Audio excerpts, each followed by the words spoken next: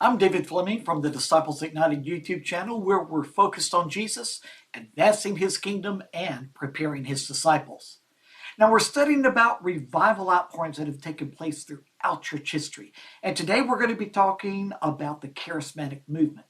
Now, the Charismatic movement was the result of a revival wave that took place from 1954 and lasted through the 1980s.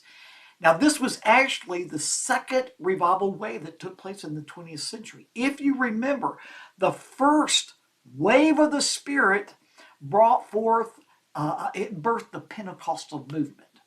It was when the Holy Spirit just opened people's eyes to the reality of the baptism of the Holy Spirit and the charismatic gifts mentioned in 1 Corinthians chapter 12, verses 7 through 10. Let me read that to you from the Bible.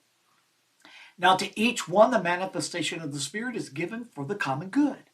To one, there is given through the Spirit the message of wisdom. To another, the message of knowledge by the means of the same Spirit. To another, faith by the same Spirit. To another, gifts of healing by that one Spirit. To another, miraculous powers. To another, prophecy. To another, distinguishing between spirits.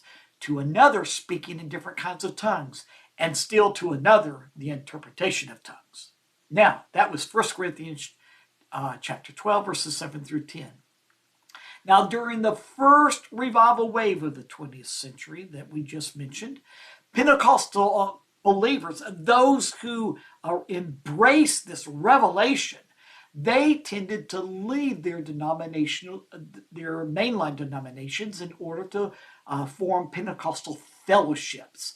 Whereas in this second great revival outpouring that took place from 1954 through the 1980s, the people that had their eyes open to the baptism of the Holy Spirit and charismatic gifts that we just read about in 1 Corinthians chapter 12, they didn't leave their mainline denominations. Instead, they decided to stay. They wanted to see their denominations renewed.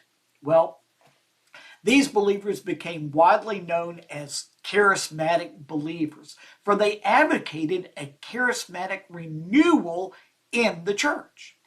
And it's been said that the move of the Spirit that gave birth to the charismatic movement came in an unstructured, unprogrammed way, crumbling theological prejudices, weakening denominational restrictiveness, and leaping traditional cultural barriers. Well, the charismatic renewal reached its peak in the 1970s, but continued to dramatically affect the church and the world throughout the 1980s. And really, the charismatic renewal movement is still at play today, just not with such fervency.